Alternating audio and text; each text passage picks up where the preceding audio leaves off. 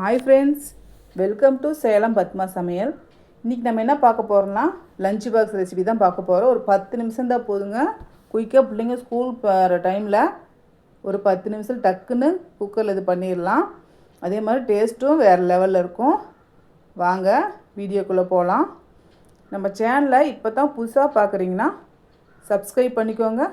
பக்கத்தில் இருக்கிற பெல் பட்டனையும் கிளிக் பண்ணிக்கோங்க. இப்போ பாருங்கள், நான் குக்கர் வச்சுருக்கேன். இப்போ எண்ணெய் சேர்த்துக்கிறேன். ஒரு 3 டேபிள் ஸ்பூன் அளவுக்கு கல்லெண்ணெய் சேர்க்குறேன். இப்போ 1/4 கப் அளவுக்கு பச்சை வேர்க்கடலை வச்சுருக்கேன். அதை ஃபஸ்ட்டு வறுத்துக்கலாம்.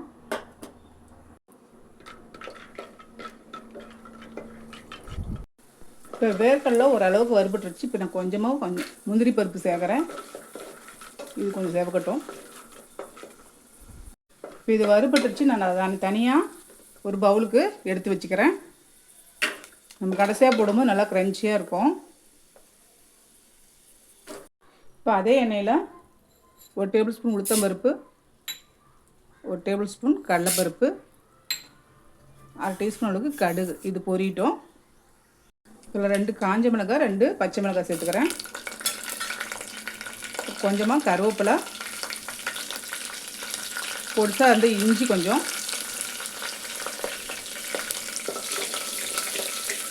இதில் 1/4 ஸ்பூன் அளவுக்கு பெருங்காய பொடி சேர்த்துக்கலாம்.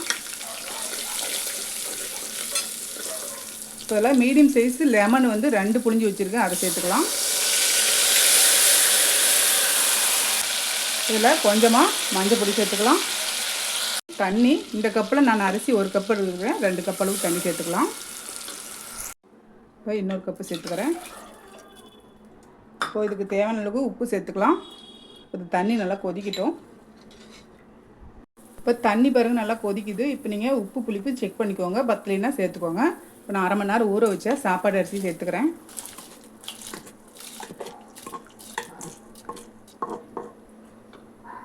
இப்போ அரிசி சேர்த்தாச்சு. இப்போ க்ளோஸ் பண்ணிக்கலாம். நீங்கள் உங்கள் குக்கர் எப்படி வைப்பீங்களோ, நான் 3 விசில் வைக்கிறேன். உங்களுக்கு தகுந்த மாதிரி நீங்கள் வச்சுக்கோங்க. குக்கர் ஓப்பன் பண்ணிக்கலாம். இப்போ இதுக்கு மேலே நம்ம ஏற்கனவே வறுத்து வச்சுருக்கிற அந்த வேர்க்கடலையும் முந்திரி பருப்பு சேர்த்துடலாம். இப்போ சேர்த்துட்டு இதுக்கு மேலே கொஞ்சமாக ஃப்ரெஷ்ஷாக கருவேப்பிலை போட்டுக்கலாம். கொஞ்சம் வாசமாக நல்லாயிருக்கும். ரொம்ப குயிக்காக ஒரு 10 நிமிஷம் தான் போதுங்க. லஞ்ச் பாக்ஸுக்கு நம்ம இந்த மாதிரி லெமன் ரைஸ் ரெடி பண்ணிடலாம். அவ்வளோதாங்க. இந்த வீடியோ உங்களுக்கு பிடிச்சிருந்தாக்கா லைக் பண்ணுங்கள், ஷேர் பண்ணுங்கள், கமெண்ட் பண்ணுங்கள்.